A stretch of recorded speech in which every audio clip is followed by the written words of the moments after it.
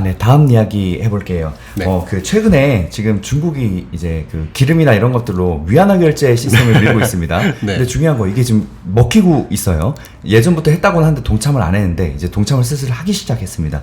이런 위안화의 시스템에 이제 급부상하는 거에 대해서 어떻게 생각하는지 이런 패권 차원에서 이야기 한번 또 부탁드립니다. 네, 그러니까 제가 늘상 말씀드리지만 어떤 움직임은 항상 있을 수 있어요.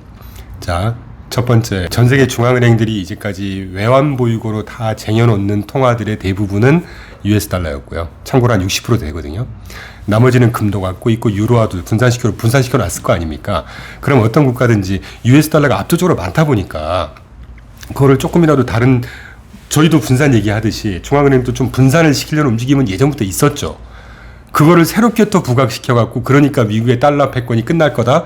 이것도 너무 극단으로 가는 거란 얘기예요. 그래서 제가 19페이지를 갖고 왔는데, 자, 우리가 통화를 얘기를 할 때 외국한 거래에서 거래되는 통화가 얼마나 되는지 비중을 좀 볼 수 있을 것이고, 또는 교역량을, 그러니까 전 세계 무역 교역량 중에 어떤 통화로 되는지도 좀 볼 수 있는 분야가 있을 것이고, 가치 저장의 입장에서, 그러니까 우리가 부를 저장을 할 때 원화로 저장할 거냐, 달러로 저장할 거냐, 금을 저장할 거냐, 이런 문제가 또 있을 수가 있고, 그리고 글로벌 외환 시장에서 통화들만 거래되는 외환 시장에서 어떤 통화로 거래되는 그 비중이 어떻게 되느냐를 또 볼 수가 있을 것이고, 뭐 여러 가지가 있겠죠. 제가 금 대비해서 또 달러도 한번 보자. 또는 아까 말씀드렸던 것 중에 최근에 브릭스 국가들이 또 다시 쫙 모여가지고 자기네끼리 거래할 때 브릭스 커먼 커런시를 또 하나 만들어 갖고 하자. 이런 움직임이 있잖아요. 한번 보자는 거예요.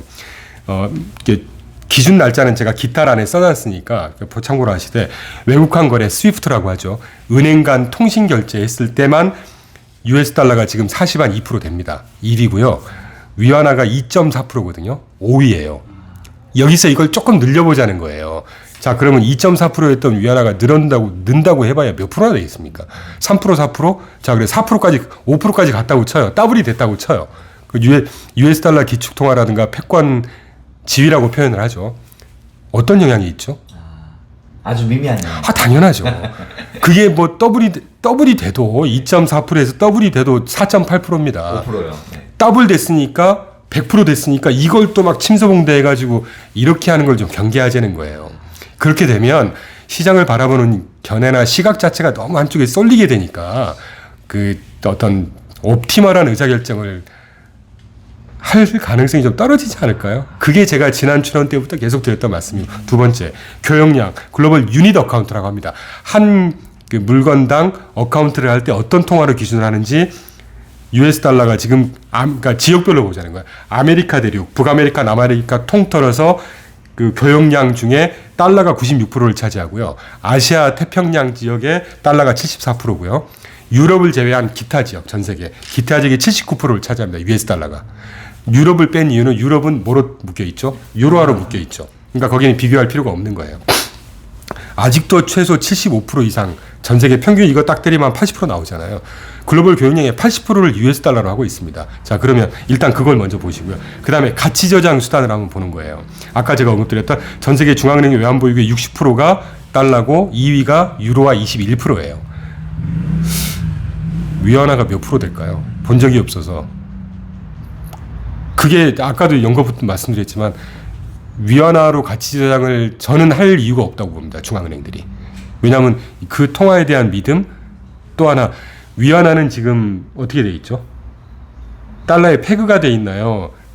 중앙 정책 당국자들이 마음대로 조절을 하고 있나요? 마음대로 조절하겠죠. 그러면 누가 그 통화에 대한 믿음이 있겠습니까? 펀더멘털이나 상황에 따라서 싸질 때도 있고 이게 시장 논리로 움직여야 예측이 가능한 것이고, 거기에 따라서 뭐 어떤 통화 정책이라든가 또는 무역 정책이라든가 하는 거지. 중국 소수의 몇 명 뭐 소수가 아니고 뭐 한 사람이겠죠. 한 사람 그분의 입맛에 따라서 위안화 자체가 싸졌다가 비싸졌다가 이러는 시스템을 누가 믿고 거기다 투자를 하지 말아야죠. 그런 거는 꼭 중국의 위안화라고 해서 이런 말씀을 드리는 게 아니고, 그렇잖아요. 시장 논리라는 게 그렇지 않습니까? 또 하나, 글로벌 외환 시장에서 보자는 거예요. 외환 시장에서 순수하게 달러가 88.5%로 거래되고 있습니다. 위안화가 딱 7% 거래돼요. 5위예요. 여기서 아까도 똑같은 말씀 드릴까요? 외환 시장에서 7% 거래된 게 더블돼서 14% 됐다고 치자는 거예요. 달러 패권에 무슨 문제가 생기는 거죠? 그러니까 왜 자꾸 그렇게 막 그리고 아까 이제 그 아드님께서 질문해 주실 때 달러에 위안화로 막 거래하기로 했다. 아직 거래하기로 약속된 거 아닙니다. 한번 생각해 볼게. 한번 고민해 보자. 이 정도지. 그렇게 된 거 아니에요. 그리고 그 자꾸 그렇게 월급들이 들어서 조금 제가 오늘 이 자리에서 사우디아라비아에서 페트로 위안으로 하기로 했다라고 그러잖아요. 하기로 한 적 없습니다. 만나서 협의만 한 거지. 그 협의할 때도 미국과 미리 다 언제 만나서 어떤 얘기 할 거니까 양해해달라 다 통화하고 한 거고요. 페트로 위안으로 하기로 한 결정 아직 안 됐습니다. 그러면 지금 말씀 끊어서 죄송합니다. 네. 전에 뉴스에 양극단은 꼭 피하라고 하셨잖아요. 이런 얘기들 때문인 거네요. 당연하죠. 그렇죠. 그 결제를 하려고 한 적이 없는데 뉴스에서는 이미 이제 시작됐다는 식으로 발표를 해서 뭐 달러에서 중국 그 위안으로 넘어가는 논의를 시작한 거지 하기로 하고 논의한 게 아니고요. 페트로 위안으로 한번 해볼까? 자, 설사 됐다고 치자고요.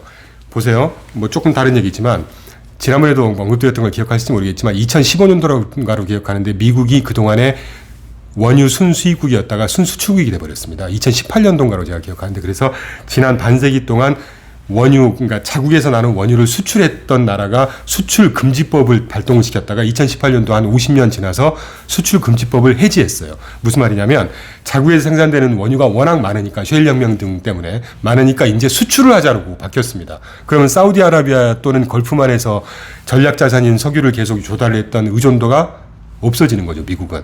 그럼 미국은 에너지 자립을 잃어버렸단 말이에요. 그러면 사우디아라비아가 이제까지 미국에서만 미국이 어떤 판로라든가 이런 안정성을 지켜줬던 게 이제는 그럴 일이 없잖아요. 그럼 사우디아라비아도 다변화를 시켜야죠.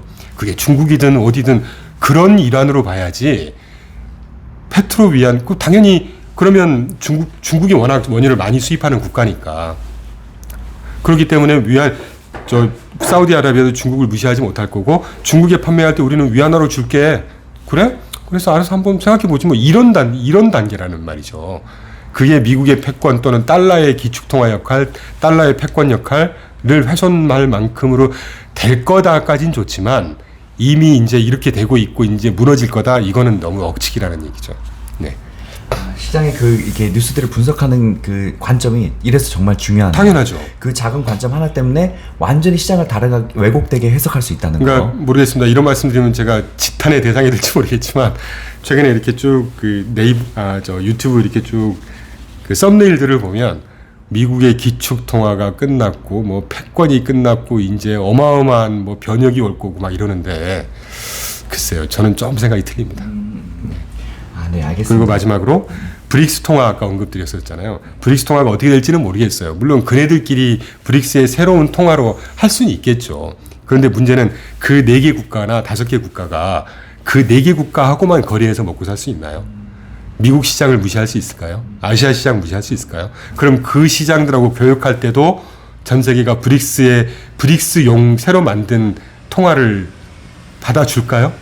그 나라 국가 그 중앙은행들이 기축통화라는 그냥 아무 문제 없이 하고 있는 달러를 대신해서 듣도 보도 못한 브릭스 커먼 커런시라고 이름을 하기로 하자고요.